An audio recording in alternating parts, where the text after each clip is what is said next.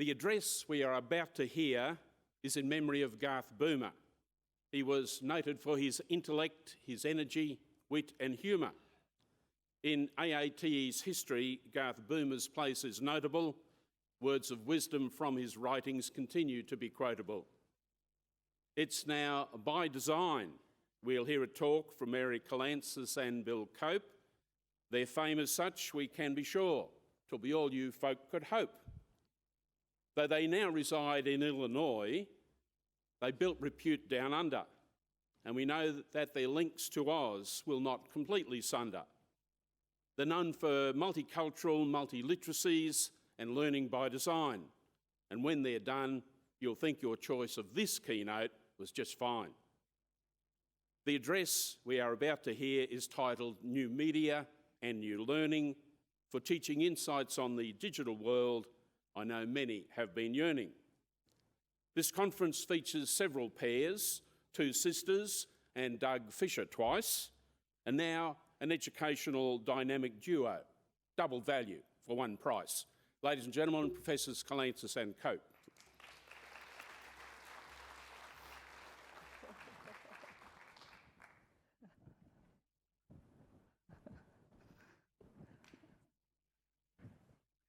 Thank you for a very Australian introduction. The Americans tend to be, I was taught in America that you had to say something very nice about somebody and then said, have you considered also? But in Australia, we are fulsome and embracing, so I appreciate that. Thank you very much. I want to acknowledge the Indigenous peoples of this land, and I think you challenged us to say who were the peoples of the land. I wasn't born in Sydney, but the Aurora people are the people of Sydney, and so I also want to acknowledge them as per your encouragement. I also want to say that Bill and I have been away now for about a decade, and so it's a privilege to be back. Thank you to the organisers for wanting to include us. And I have to say, why did we leave? I've been thinking about this as I've been listening. Why did we leave? We didn't apply for a job in America, we were recruited. But one of the reasons that we did leave is that we were seeing that Australians who were punching above their weight, inventing the world, being above the rest of the world in education, were always looking outside, looking to America, looking to England, and usually taking the worst of what was there and making it mandatory if they possibly could do it. But we resisted mandatory. That was one of the good things about Australia. We resisted mandatory and we remained creative. We continue in that spirit, and the work that Bill and I are going to share with you is grounded firmly in Australia and continues to be developed with folks here. And in fact, it was Rita Van Haren on behalf of the organisation who asked us to come, and because we've been working with the Lanyon cluster for 15 years now, more than that, and as co-researchers, the principals and the teachers there are co-researchers with us and have contributed significantly to the things that we're going to share with you today. So we've never been away. Partly what we're going to say, anywhere where you are together with the world, and that's kind of one of the new affordances. But the other thing is, I noticed when I looked through the program, I didn't recognize all the names. There's so many new and young people, and really I think our own story is one of collaboration. We've always been collaborators. That's how you're able to make a difference in a small country and also in a big country. So our presentation was not our work over the many years has not only been to ask why, though we need to ask that, and we've had some very good questions posed so far, but the next part is how. How do you respond? What do you do? How do you go out there and try something out? And we will share that history with you.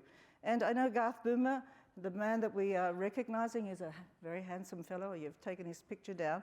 But he was a very powerful man in our country at the time when we were moving towards progressivism, asking a new lot of whys and hows, and he was key in that. And for us, the fact that he asked us to negotiate curriculum was important, not just to take what was given, but to negotiate. And the other thing that was important that he gave us, and which we're grateful and continue to work with, was the idea that teachers and students live in learning and teaching environments. We live there. We don't just learn there or teach there. So routines and other things like that are not of value in themselves unless they take on board how we live together and what kind of spaces we create for that.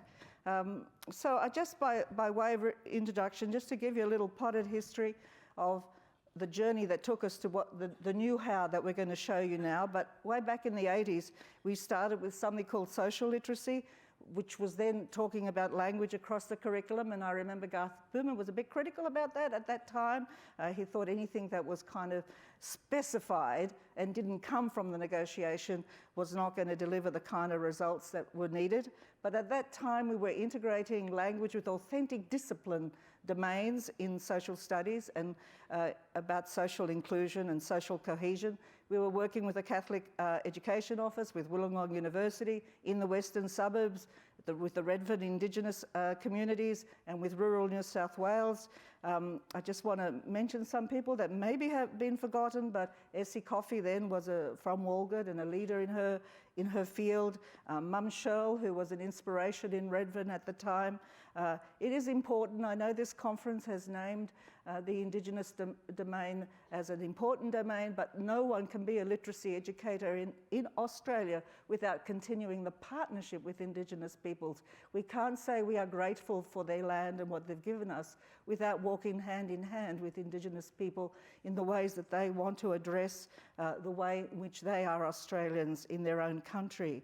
We moved from that to genre theory again, working with Indigenous and local communities. We were at UTS, worked with a disadvantaged schools program, and I want to thank people who are not here, but one of them's here, I think, but Jim Martin and Gunter Kress and Joan Rothery and Mary Mackin, now with a married name, Peter Knapp and Megan Watkins, all of whom contributed to the work that we did for the Powers of Literacy.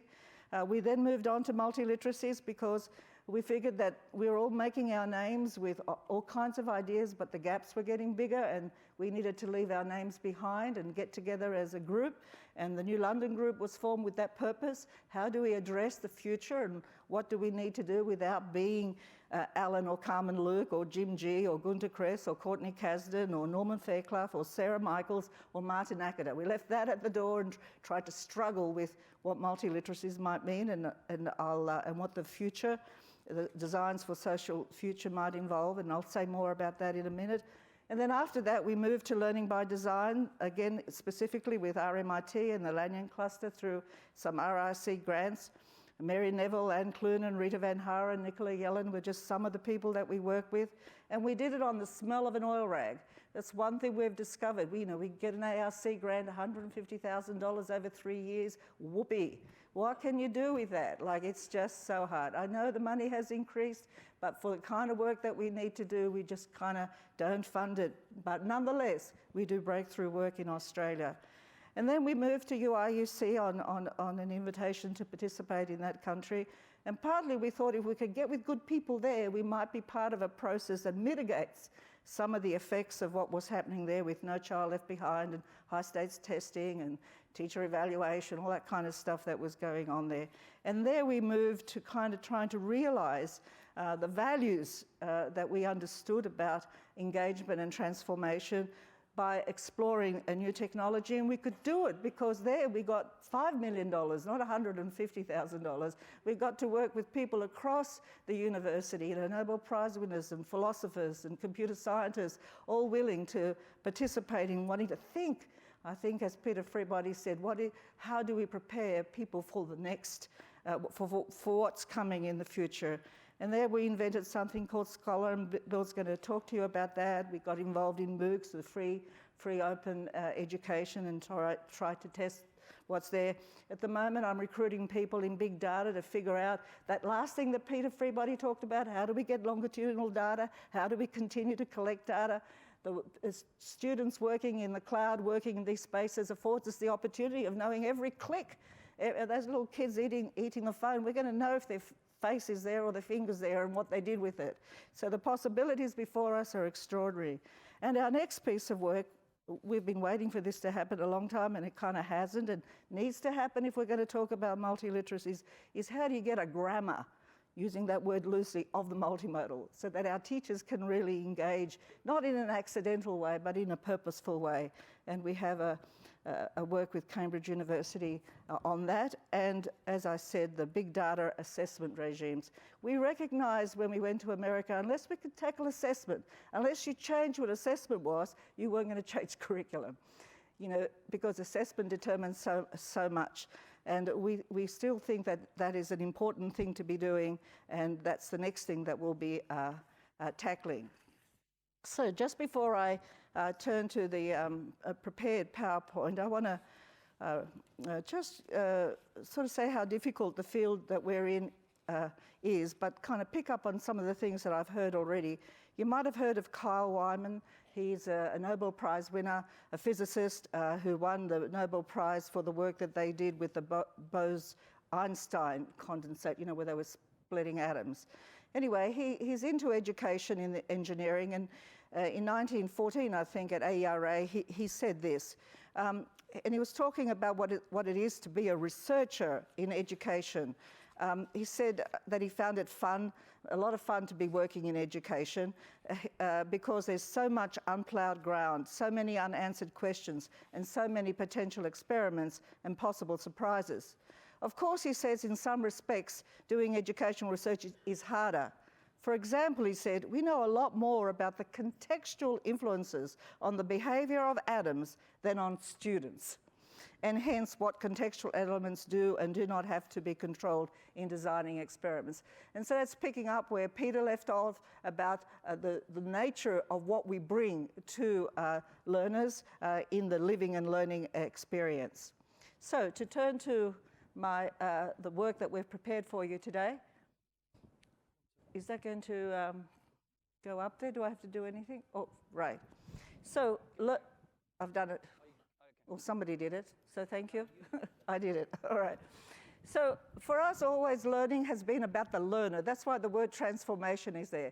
It's about how the learner becomes, in terms of knowledge, skills, and sensibilities, the same kinds of things that Peter was talking about and others. It's not about one thing, it's about those integrated things. Have they become somebody who can do math, a particular math, or history, or understand, or collaborate? So transformation is always the purpose of the work that we do, and we have to have means of understanding that in all of our endeavours. And in the work of the Learning by Design, there were three key elements that influenced us, and I'm not going to go to this in any depth because we do want to get to the work that we're doing now in realizing these principles in the digital environment. But of course, the three key elements that I think most of the aggregated research continues to tell us matter. The first one, of course, is diversity, and that's just about individual difference. And it can mean everything from disability to cultural and ethnic backgrounds to how you feel about any particular kind of place. But every single educator has to understand identity, individual identity, and how you engage learners and transform them. In Australia, we did a wonderful job in addressing these issues with anti-racism strategies, multicultural strategies, inclusive education, you name it. We've had a whole range of words, but we understood that our classrooms are made up of individuals with different sensibilities, different orientations, different senses of belonging, and we had to understand each one of those aspects of them in order to harness them and able to transform them. Secondly, multiliteracies. I think it's undeniable, those last pictures that Peter showed of his grandchildren over those devices, any kind of device now. It's not the device that matters. It's not a computer. It's not a phone. At our university, they're preparing kind of bits of material that you can roll up and put in your pocket and refresh. I mean, the changes in the technology are enormous. But synesthesia, when children first come to us in their early grades, they come in and they want to talk, they want to jump, they want to touch, they want to draw, they want to behave in multiple modes of communication. And what do? we take them and we try to mold them grade by grade by grade, of stripping all that out so that we end up with alphabetical literacy only at the end point. And you've heard all the critiques about that. What does that do to somebody when you say all those other modes do not matter, when they matter in everyday life, but yet in the school context, you know, we take them to the sacred text in alphabetical literacy. So synesthesia, is the possibility of it returning with the new digital technologies is enormous for us. All of us use it. I don't know, I've been away for a week. I've been communicating with my office. I've been communicating with my relatives, and I do it with pictures, right? With maybe a caption. And I certainly never ring them up. You know, it's impolite now to ring somebody up. You do it, you know, you think about it yourself, because you interrupt them and they want to do it in their own way. So the digital environment has produced extraordinary opportunities for meaning making. And why? And this is the most important point. It's because the manufacturing of those modalities is done with the same unit of manufacture. That's the digit. You click for an image, you click for any kind of symbolic thing, you click for audio. So the manufacturing of meaning has actually been made available to all of us, including those tiny little babies, you know, by moving and shaping to be able to get before what you needed whole industries to produce audio, whole industries to produce typography and whatever, whole industries to produce images. There's a radical, radical revolution, and we as people who create the conditions for people to learn how to make meaning, because that's what literacy is. How do you make meaning in the world? You know, that hand that was open and somebody was taught to write, which was the last little image, it's making meaning in these multiple forms. We have to be able to harness these in ways that are productive and transformative for learners. But the third one, and I think Garth Boomer would be smiling, I think he smiles every time we talk about pedagogy, is the role of pedagogy. Explicit understanding of the choices that one makes in terms of the instructional habits and activities that we engage learners with. What are the knowledge processes? And I'm going to say this, and I think many people will say this also. Teachers need to be prepared with repertoires. If we accept the point 1 and point 2, which are all about diversity, there is no single pedagogy. There is no best way that is universally so, that can be prescribed and made mandatory. We do need to have repertoires too, and that teachers are intellectuals, teachers are professionals, teachers are researchers. They're not public servants that are given something from above and they turn the page. We got over that a long time ago, but somehow you get the latest OECD results that says there's a few drops in points and bang, people want to make something mandatory. You want to test your teachers, you want to test your kids, you want to slap something that might work in one small place across all of them, and forgetting that what made Australia a great country and had a wonderful education system was the freedom we had in the classroom, the freedom to make choices and make decisions, and preparing teachers with creativity and repertoire. So each one of these elements involves choices and differentiation. Each one of them requires that we consider the individual, we consider the pair or the group or the class or the topic, that we are able to differentiate, able to know what to bring to the activity and to the purpose. So the teacher as a designer of learning experiences and an educational professional is key in our thinking about literacy. We can't give them a teacher-proof curriculum. We can't give them any scaffolding that's going to work for every child. And the learner with agency, we know without being engaged, you can create fear in a child in order to repeat what you want them to do. But that doesn't mean that that is going to be sustained into the long term and be applied in contexts that are useful to them. The learner has to be a co-designer of their learning. And of course, the technological choices and the learning ecologies we produce are important. This is a learning ecology that we've got to know and we're familiar with, and we're all trained to behave in this way, and it has its use, but it won't have its use for everything. And I have no idea what's behind.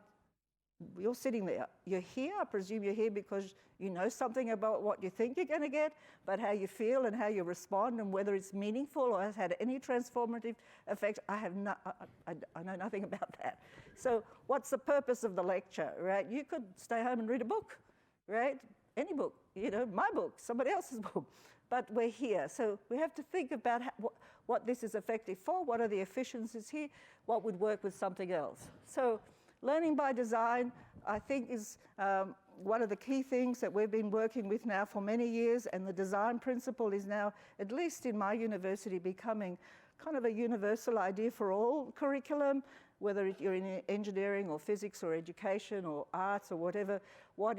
How do we design it? And the idea of that rigorous curriculum is not based on some disciplinary principles is not sufficient. It's a starting point, but it's not sufficient.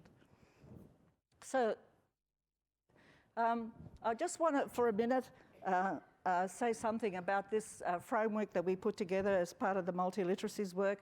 I think you can understand it for yourself.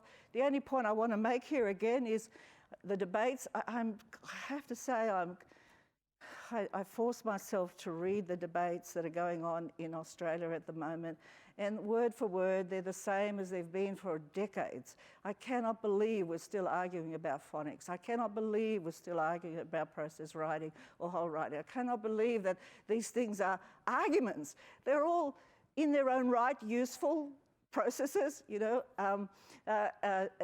including systemic functional linguistics, critical literacy, you name it. There's a whole range of methods and approaches that have use in particular purposes. But a teacher needs to know when to use which one and for what purposes and for how long, right? To know when experiential learning matters, when you have to immerse somebody in what they know or perhaps introduce something new, when you have to move to abstraction and to conceptualization, when you move to critically thinking, well, what's the purpose of this bit of knowledge? Why do I need to know this formula? And of course, how do I create it? How do I apply it appropriately, whether it's for any kind of assessment purposes or otherwise, or how do I apply it creatively?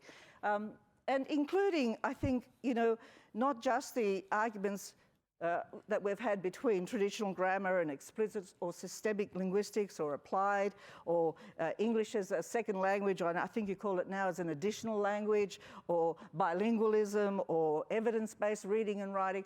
All of this stuff is useful and non-useful, depending on the individual, depending on the subject matter, depending on the outcome, and the professional needs to track the effect of that input and the outcome in terms of the students' goals and in terms of their goals. Now, the high-stakes testing put frameworks on us that don't allow us to have that flexibility, and Australia needs to resist that. When I turned up in Urbana-Champaign, one of the most progressive books there was something called Backward Design. And I was told it was the book used by most Americans. It was a progressive book. And what it did, it went to the high-stakes testing items and then backward designed the curriculum to that item. So the testing, it was a testing determined by somebody outside of the system. Then they wondered, after they did all the drill and kill and the 2 hours of literacy and the 2 hours of math, why the gaps are still there and why the gaps are getting wider and why students in rich schools, students in middle-class schools did nothing associated with No Child Left Behind. They didn't even do the high-stakes testing. They didn't do any of this stuff. The teachers were creative. They went and did art. They went and did sport. They went and did the living part was really mattered. And the poor and the minorities, we forced these systems on them that made their life a misery for them as well as their families. So just to end, to integrate these ideas about design, about multimodality, about diversity, about teachers as designers and co-designers, about making explicit decisions about pedagogy, about sharing and collaborating with teachers are all integral to the kind of frameworks, to the how that we've been focused on for many years and been working with schools across a number of countries. But now we've moved to the digital and say, what are the affordances of the digital for those values? How can the affordances provide us with ways of achieving those goals when the one teacher and the 20 kids in that box cannot deliver? So we've arrived at that point now, and we are testing the tools that we've been able to create in America, both in America and here. And Bill is going to take you on a journey and explain to you the way in which the affordances of the new technology, we believe, are one way to address some of the desires we've all had collectively and individually. So I'll hand over to him now. Okay, so what is this on now? Yeah. You can hear me okay? Yeah. I'm going to do something very practical now. Mary's done this big picture kind of a view of things that we've been talking about for a whole long while. I'm going to show you now into some kids' work, and I'm going to have some children talk to you and have some teachers talk to you, and I'll try to make some big generalizations as I go along the way. But I'm going to start with a counterpoint. I want to contrast what's happening here with what we would call traditional pedagogy, and I want to do a volcanoes lesson with you if you don't mind. So here we are, I'm the teacher, I'm out the front, and I'm looking down over the classroom. And I say to you, okay kids, we're going to do volcanoes, and there are the kids reading their book about volcanoes, let's say. This, by the way, happens just as a piece of personal trivia to be the school and the village where Mary was born. I took these pictures, I don't know, 20, 30 years ago or something, in Greece. The classroom really, where we're going to do this volcanoes work, it's a 19th century invention. And it's sort of all we had until recently, and we set up a lot of patterns of interaction between teacher and student, students and texts, students and each other. We set up those patterns. So here we are in the classroom, and now I'm looking the other way. I'm the student, and I'm looking up to the teacher on his little stage there. So you can see that a kind of a knowledge architecture has been set up, and a set of textual architectures have been set up as well. See the books on the desk? Well, here we are, the book on the desk, and we're all doing chapter 7, which is about volcanoes, and we're all on the same page at the same time. And in a way, what we have to do in a classroom, Courtney Kasdan uses this quite lovely obscure word, exophoric reference. We're referring to everything in the outside world. There are no volcanoes in the classroom, and we can refer to anything and everything in the outside world, and there it is in the book. The teacher and the book bring the outside world into the classroom. And now for a theory of learning, this is how learning happens. See the textbook there, you've got your finger on the page, and over here you're writing notes, and between this finger and this finger, something gets remembered. Something you're told gets remembered. So, but in a way, I'm being a little bit facetious, but it's partly true. In traditional didactic pedagogy, it's about stuff that individuals can remember. Very little social interaction. It's the stuff you can keep in your head. It's actually a focus on cognition, to be quite frank. So here I am looking over the classroom now, and that little girl's put her head up, and what are you thinking? You're the teacher. What are you thinking? The little girl's got her head up, and maybe she's thinking seriously about volcanoes, but something terrible happens. This wasn't designed for this. It's about individual knowledge, my relationship with the text, my own work that I hand in. I do my writing, I hand it in, the teacher marks it. And one of the, and of course at the end there's the test to see what we can remember. So I'm using this as a kind of a counterpoint for what we might do, which may be different.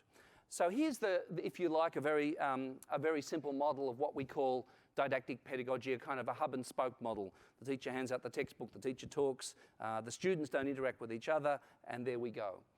And how does technology change this? Well, the answer is it doesn't necessarily change anything. So here's a list of things where we can do exactly the same thing that we did in that didactic classroom. The flipped classroom, okay, the teacher talks. What's the difference when you put it on a video? The teacher's still talking. The e-textbook, okay, that was chapter 7 there, but chapter 7 happens in the e-textbook, and there's a little quiz down the end where you get right and wrong answers. The architecture of the learning management system, which transmits out content, well, how's that different? Not necessarily. Procedure-based intelligent tutors, clickers, where the kids give answers. The electronic whiteboard, you know, there was a blackboard, and now there's a whiteboard. Now, of course, these things are different in some ways, but in pedagogical terms, and in terms of the textual architectures of that classroom, the relationship of learners to knowledge and learners to teachers and learners to each other, nothing necessarily changes at all. So people think, oh, it's great, we're doing all this technology in school, but it may well be exactly a reproduction of the relationships of text and knowledge that were to be found in that little school that I just showed you.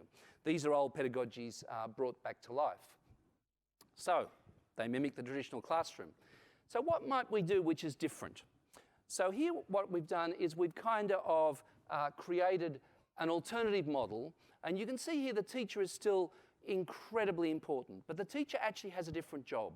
The teacher is actually on about building these reflexive relationships, including structured peer-to-peer relationships. So how do we build the classroom as a knowledge community? How do we build the classroom as a place where students are interacting with each other, but not in a chaotic way? I mean, the scaffolding of those relationships becomes very, very important. And in fact, one of the ironies of this is that these are actually old ideas. You know, they're education. Hello, we've just gone off. These are old educational ideas which have been around for a long, long time. 18th century, if you want to start with Rousseau. The idea of active learning, collaborative learning, problem solving, intellectual risk taking, all of those things are discouraged both in the didactic school and by a lot of these darn technologies that have turned up. So, now that says so technology is pedagogically neutral, doesn't do anything necessarily, but it has affordances. That's moving on very slowly. It has affordances. So this word affordance means we might be able to do some interesting new things, and what are they? And Mary and I have developed a kind of a shopping list, a checklist, if you like, of 7 things which can be different. So nothing's necessarily different, but how could it be different? And these are the 7 things. We've just published this chapter in a book which summarizes what I'm about to say from now on. So these are 7 things which could be different about new educational environments. Now, in fact, every one of those things is quite an old aspiration. John Dewey or Maria Montessori, well, they were all saying this stuff a long time ago. But what technology does is makes it more practicable. It makes it more possible, makes it more practicable. And here is a version of this same thing as a kind of a summary and a checklist. Now, what I'm going to do now is I've got 2 more little bits I'm going to do in this talk, and I think I've got enough time to do it. I'm going to take you into some examples, live examples on the web of kids' work, and then what I'm going to do is go through these 7 ideas and try to interpret what's going on, but in fact, I'm going to not do that much interpretation. I'm going to let the kids do the interpreting for you. So I'm going to jump out of here now and go onto the web and show you some, to give you a sense of what the environment's like and what we've been doing. So I'll go escape there. And what I'm going to do over here is pull this up. That's the wrong, it's not that one, it's this one. So this is this environment that we've built that's called Scholar. And in fact, if you want to go, this is mostly open to the web. There's bits of it which are closed. You can ask to get into the whole lot of it if you want to. And what this is it's a web-based writing environment. But actually, one of our arguments, going back to our old learning language across the curriculum days, writing is actually everything. Writing is stuff you do in science, writing stuff you do in history, and there's a lot more writing to be done if we're to be active knowledge producers in these kinds of spaces. So I'm going to take you into, there are 5 spaces here, but I'm going to just take you very briefly into several of them. So when I first log in as a student, and this is what I did this morning, as I went in and logged in as other people so you could see real accounts. This is actually an actual student in a classroom here, and she belongs to various communities which her classes. She has peers, so it's not the classroom, a classical classroom discourse. And as you go down her activity stream, you see stuff that's happening in her world. People who are doing things. Oh, it's actually, it won't scroll on because it's logged me out. This is just simply, I logged into this earlier today. So here we are. This is her world. And by the way, over here are her publications. What she's done is she's written a piece about Thomas Edison, an argumentative essay. They're just the most recent 4 publications. And when we click on that, we can see her whole profile. I'm going to show you an example of them in a moment. So this is in this space called community. And when I go into one of the communities, this is now a school, and we'll see some of these kids and their teacher speaking in a video in a few minutes. We go into a community now, and looking just at the one community, this is the activity that's going on. classroom discussions which go on, an infinite scroll that go on forever, classroom discussions going on. And here I'm going to go into one of those discussions now where the teacher has put, write a reaction to the play Stargirl, using the @name, comment on 2 or 3 learners' reactions. And you can see here, here's a classroom discussion going on. And it goes on and on and on. Now, in fact, this is, this particular school, in this community, there are 119 members. So, in fact, this is a school which is the whole of, it's actually 2 integrated grades in an open space. So the reason why we use the community, not class, is these things are becoming very fluid. So these are, you know, it might be small communities that are working together on things, or large communities.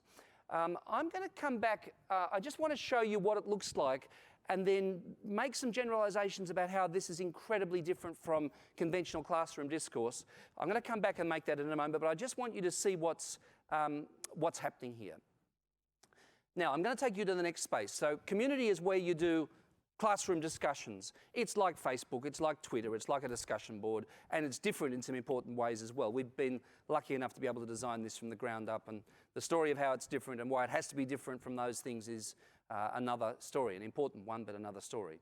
I'm going to take you to the next space now called Creator, and this is a multimodal writing space. So this is somebody writing the story behind the bus, which is the whole Rosa Parks story.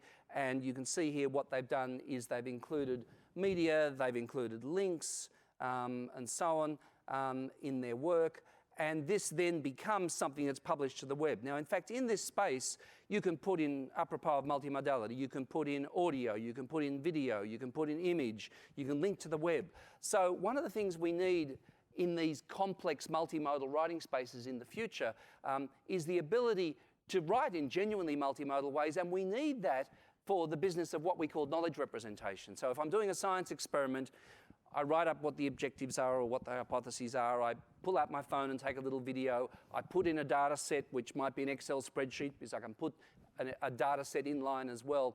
So in any subject, writing then becomes important. The way in which, look, you know, if I'm doing science, I can have an A, B, C, D answer, which tells you what I've remembered. But in fact, if I'm to understand how you're operating as a scientist, the business of writing becomes the business of knowledge representation. And we need these kinds of multimodal tools to do that.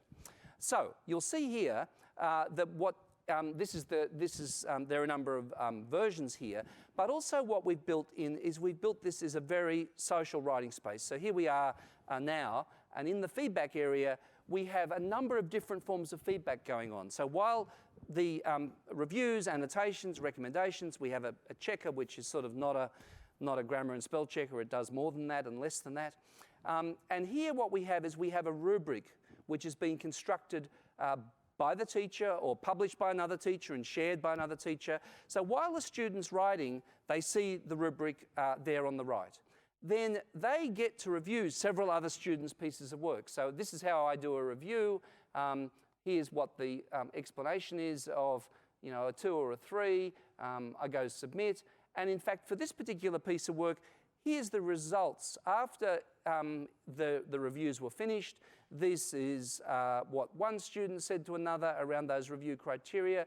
This is what another student said to another about those criteria. So 3 lots of comments, and it can be anonymous. So what we have, which is very different from that traditional classroom, we've got students as active knowledge makers. They're not reading chapter 7 of the book, they're writing chapter 7. And what we've got is formative interim assessment, where we're empowering the students to assess each other along the way. Now, in fact, the rubric on the right is based on the US Common Core standards, but we've built this for the students in order for them to give constructive advice to each other.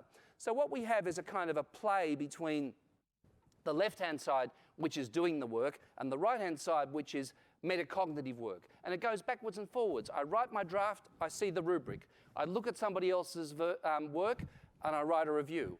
I get my work back, and I look at the comments.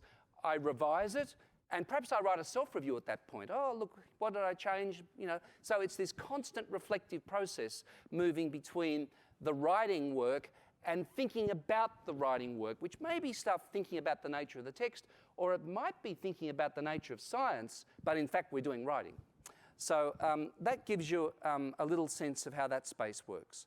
Now, when it's finally finished into the portfolio space, this is an example of a publication. See here, this is published out to the web, and this is the Thomas Edison piece that was mentioned before. It's got a little bit of Mary Had a Little Lamb, the actual audio.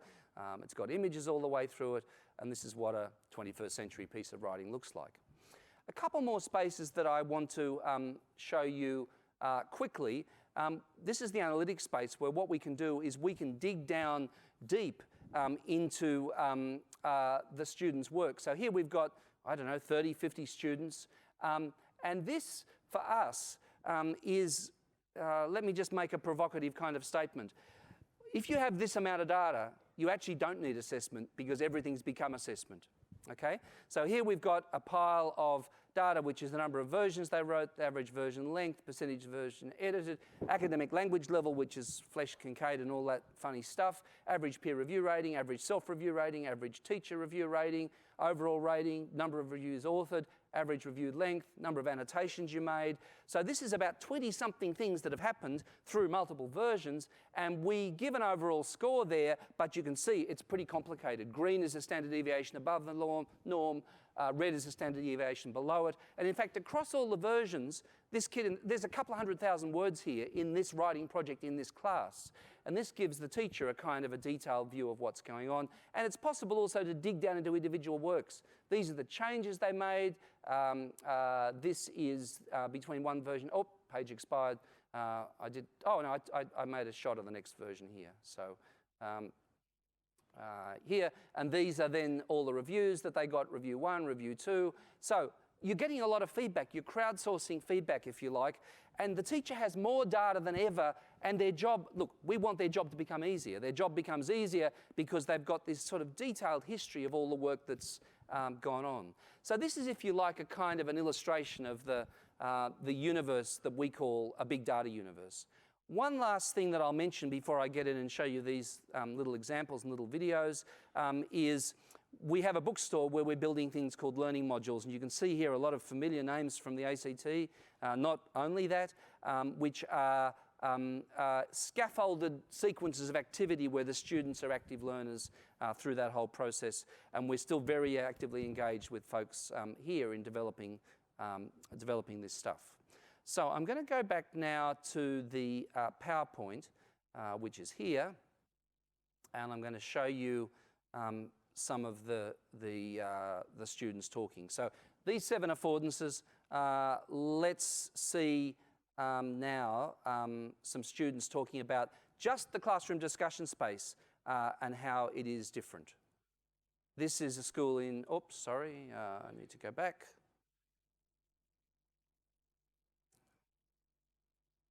So in the classroom, we were all commenting on each other's posts and sharing our opinions and just pretty much saying our opinions on the posts and what we felt was good about what they wrote.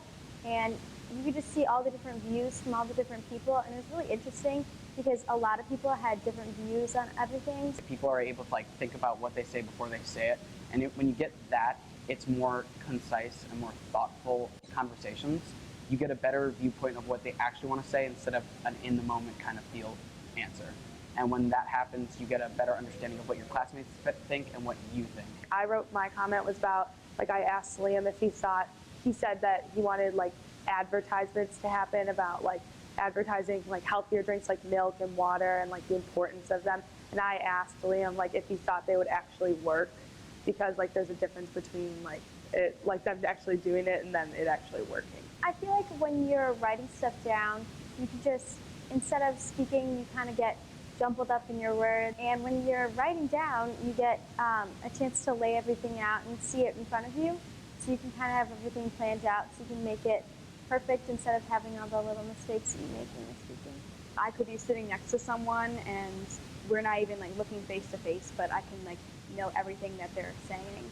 And to have everyone be able to do it at once instead of just having one person.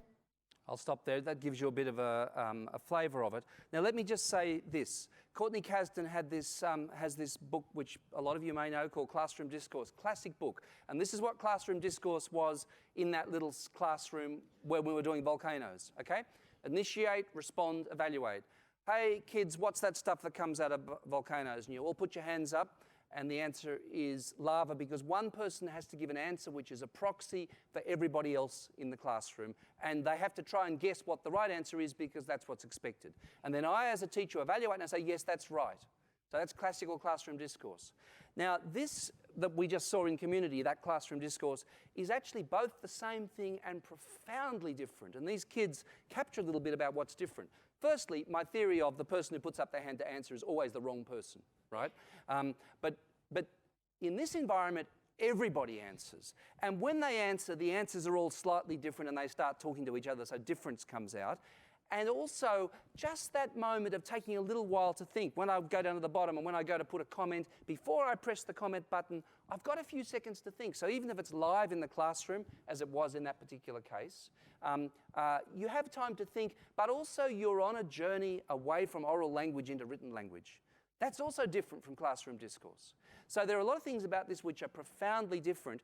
The other thing that's profoundly different is there also is no difference now between being in the class in person doing this and doing it overnight, doing it at home, doing it outside online. So that's the ubiquitous learning concept there. The next concept is active knowledge making. So this is how we might do volcanoes differently. Tell me, what are you writing about? Cats. And why did you choose to write about cats? Because they're interesting. And tell me something interesting you found out about cats. That cats can jump. I'm going to jump on. When I assign the Amazing praying animals.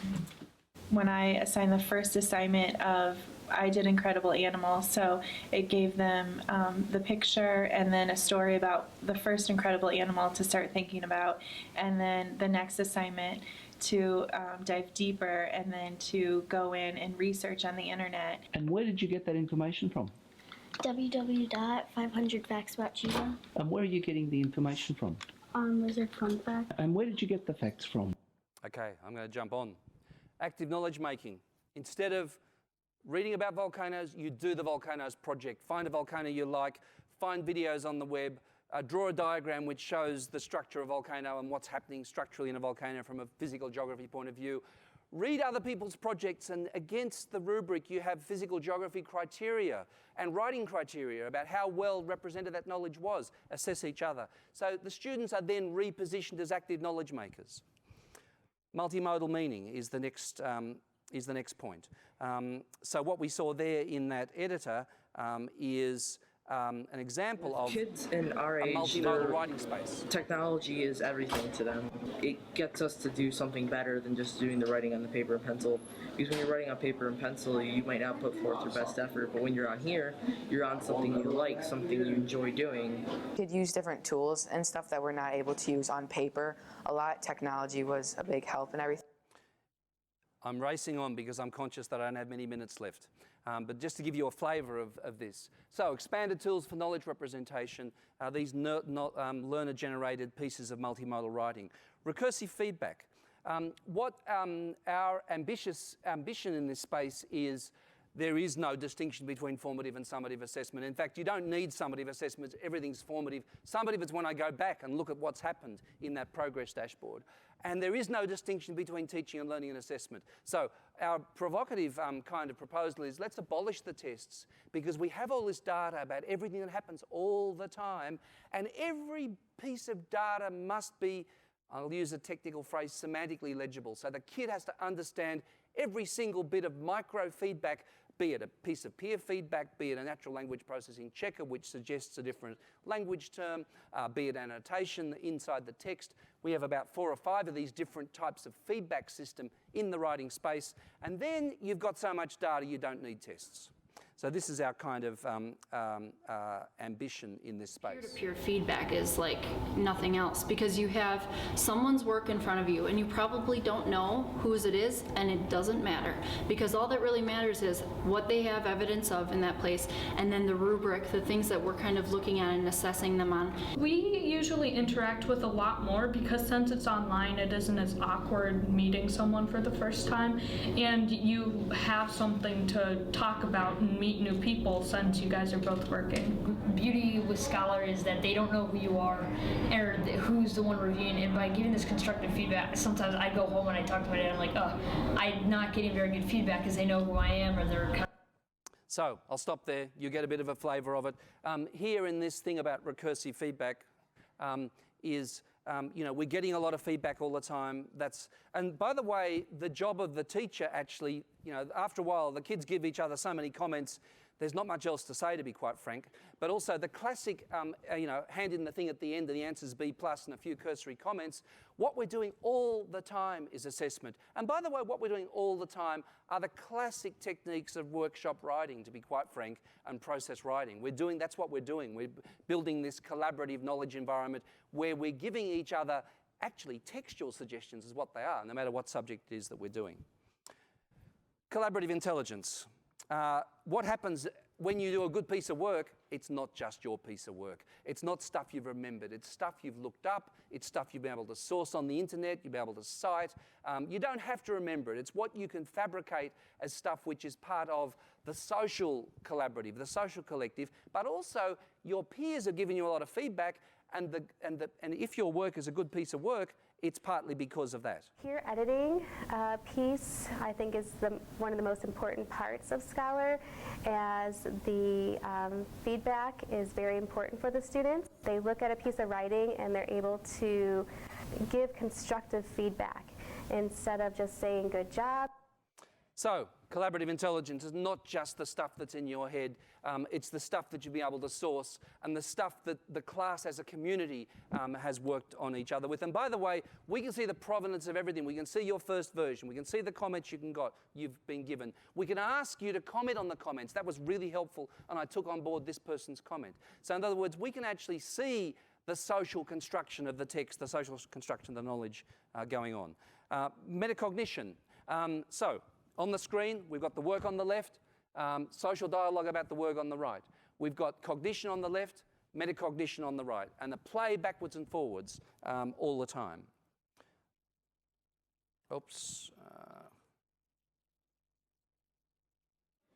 I think some of the feedback tools that are part of the creator space have really, really been helpful for students. And I think that process of metacognition that occurs when they're looking at a rubric I've designed and they're giving feedback to each other. So, metacognitive moments, disciplinary thinking, if you like. Instead of you learning about volcanoes, you're becoming a physical geographer or a scientist. Last point, differentiated learning, and then I'm done. Watching the differences. Remember that big spreadsheet? Complicated differences. When you see the greens and the reds all over the sheet, and by the way, you can run this on the fly anytime, during the class, halfway through the class, the end of the project, whenever. There are warning signs that come up which you might not have seen. Remember that little girl that put up her head in the classroom? You didn't know whether she was daydreaming or on task. Well, we can see more into what students are doing than we ever could in the past. We know as teachers that we have to meet our kids at where they're at and let the kids have some more reign and voice in their learning. We're talking about how people are either student and self-driven and can work by themselves, or are teacher-driven, and Scholar allows both of those kinds of people to work together and both achieve their goals. So, collaborative, sorry, sorry, that's got the wrong heading. It should be not collaborative intelligence, but differentiated instruction. Not everybody has to be on the same page, and there can be a lot of differences that have become visible in student speaking, but in terms of watching which students are aware at any one moment. This is our kind of model, if you like. There's a lot of interaction going on in this space, the community space, and then this creator and publisher space, and the analytics then is the kind of the center of it. So to end now, what we've done is this is our 7 affordances down the right. This is what didactic pedagogy was like on the left. To what extent can we reach these goals? As you've just seen, that we've tried in a practical kind of way to do this in this work that Mary and I have been doing over the last few years. And just as a kind of a conclusion, we've always aspired to do this in education. We're not saying anything that's new to any of you. It's just that these kind of environments make it practicable in a way that it wasn't in the past. These are some things that Mary and I have been writing lately. The most recent one's up there on the right. We're just now doing a new edition of this literacies book. But please join us on the web. We have a New Learning Facebook page and a Twitter feed, but in fact, it feeds out of Scholar. So Scholar does feeds out to Facebook and Twitter. It's on a sort of a level playing field with them. So if you go into Scholar, set up an account and ask to join the New Learning community, ask to become our peers, you'll see stuff going on in the world. So if anybody's interested that's our website about the things we're doing. There are our email addresses, and we would very much welcome to have you as, well, we have a lot of you already as fellow travellers and collaborators, and if anyone else would like to become part of that, you would be very welcome. And I'm only a couple of minutes over time, that's not bad. And we've got a fireside chat, which we're going to need the fire turned up today, I think, yeah. And you've got to promise there will be a fire there. No. We've got a fireside chat this afternoon at 4:30 if you aren't completely worded and texted out by then. Thanks very much.